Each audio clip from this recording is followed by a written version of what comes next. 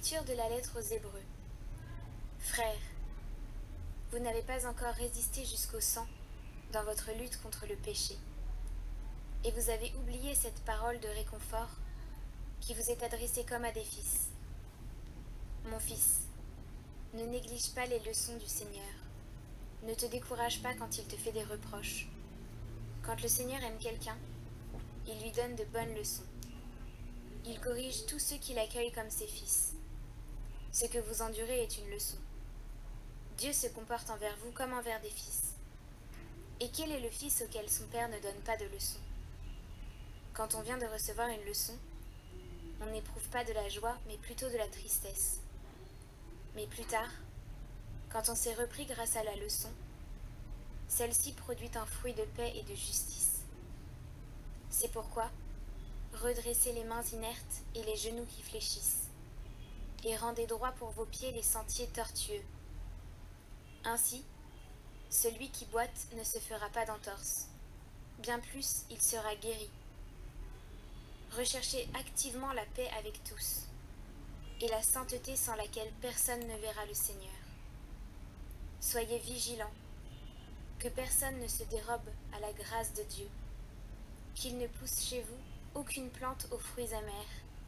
Cela causerait du trouble, et beaucoup en seraient infectés.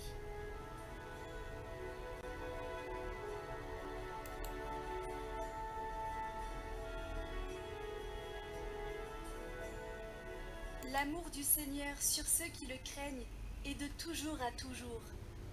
Bénis le Seigneur, ô mon âme, bénis son nom très saint tout mon être. Bénis le Seigneur, ô mon âme, n'oublie aucun de ses bienfaits. Comme la tendresse du Père pour ses fils, la tendresse du Seigneur pour qui le craint. Il sait de quoi nous sommes pétris, il se souvient que nous sommes poussière. Mais l'amour du Seigneur sur ceux qui le craignent est de toujours à toujours, et sa justice pour les enfants de leurs enfants, pour ceux qui gardent son alliance.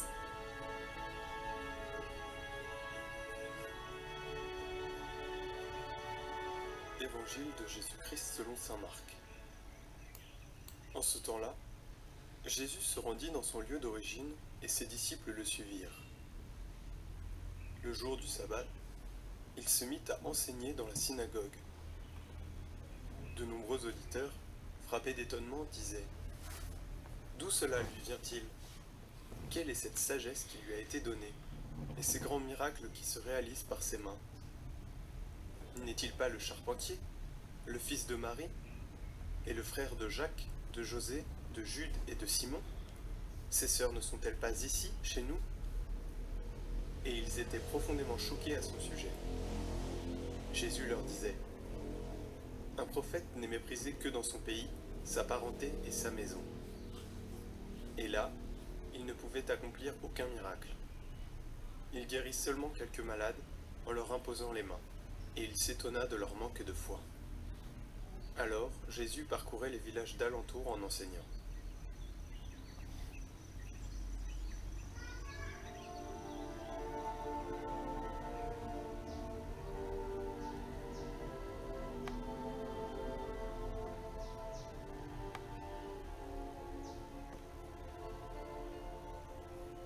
Quand nous faisons prévaloir le confort de l'habitude et la dictature des préjugés, il est difficile de s'ouvrir à la nouveauté et de se laisser étonner.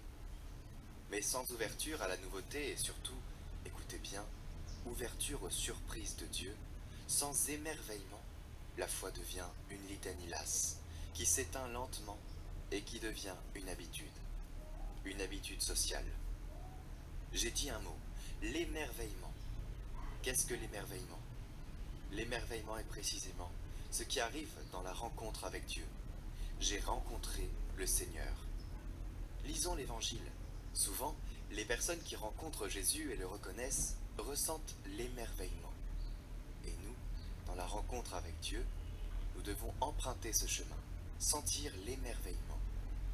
C'est comme le certificat de garantie que cette rencontre est vraie, qu'elle n'est pas routinière. Chers amis, dans un mois, c'est le carême. Le 5 mars, le mercredi des cendres, ce sera le début du carême. Je vous propose donc, pour vous préparer au carême, ce n'est pas un parcours de carême, c'est un parcours pré-carême, je vous propose avec le frère Clément Binachon, eh bien, une introduction au carême. Et on va parler donc de différents thèmes, ce sera en 6 vidéos, ce sera posté tous les mercredis et les vendredis